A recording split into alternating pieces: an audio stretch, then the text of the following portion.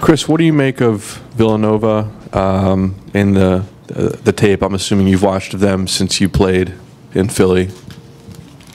What I think of them all the time. They're really good.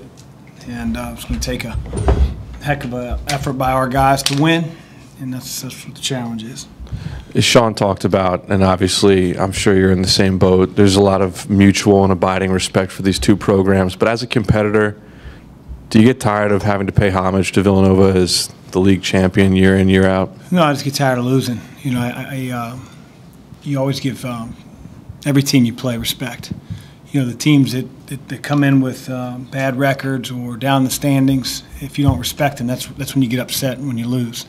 You know, it's not easy to, it's not difficult to recognize how dominant Villanova's been since we entered the league, and I think we've beaten them once, and it took a great effort that night to do it, and the same thing's going to apply tomorrow if we're going to win. Chris, so much attention gets paid to the NCAA tournament now. We already have a bracket out. League championships. The bracket's out? Or Sunday, the preliminary.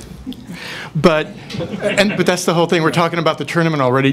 League championships can maybe get overlooked, especially in the public discussion. What does winning a league championship mean to programs now? It mean a lot. You know, especially to us. You know, we have the guys in the locker room that have sacrificed, have worked hard all summer.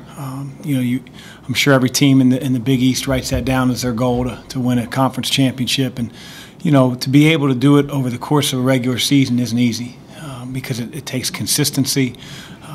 You know, it takes battling through injury at times.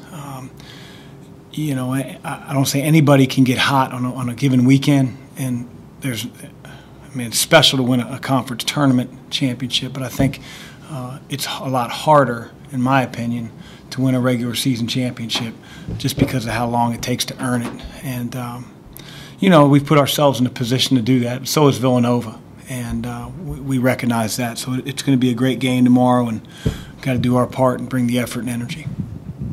Last time you played Villanova, Phil Booth led them in scoring. He's out now with the hand injury. How does that change to the complexion of the team you're about to face? They still have a lot of talent, and they have veteran decision makers. They have guys that have been in big games. You know, Jay's probably had to manage his team differently. They played a little bit more zone last game. They're not pressing quite as much. They've played heavier minutes with certain players.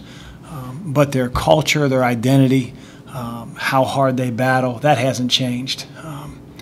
You know, so to think, and our guys don't think this way, that the job would be a little bit easier because Phil Booth is out, would be doing a disservice to their program and you know, the remaining players. So we don't really pay it much attention. When you did play before, they were able to really affect you from the perimeter with their defense, and they lead the conference in scoring defense. But when you look back at that game, you know, did your guys get any of the looks they wanted? Was their defense just, you know, how are they able to take you kind of out of that? I don't remember. I didn't really watch our last game. I haven't watched it since we played it. And, you know, it's just, I don't know how much I'm going to get from it. You know, they don't necessarily stick to their original matchups because they switch everything. So to say Jalen Brunson's going to start on Quentin Gooden, I mean, that'll last for 3 seconds until there's a ball screen.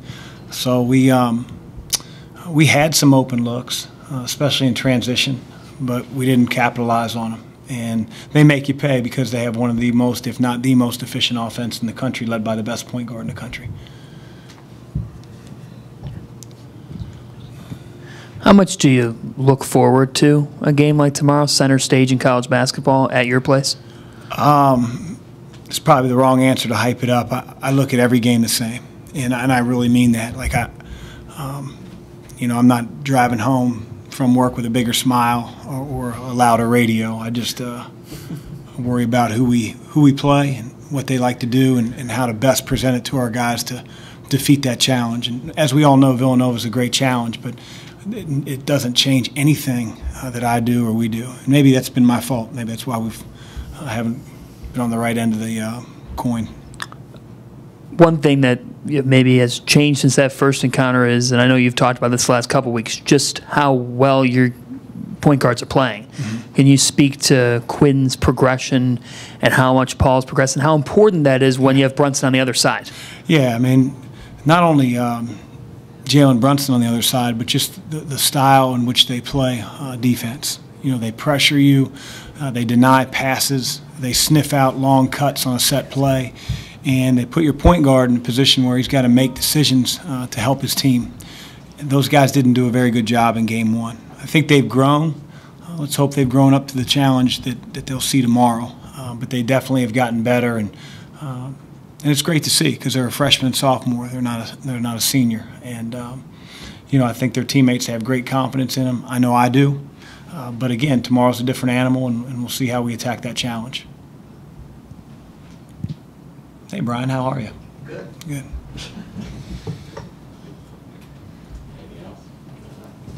Thank you.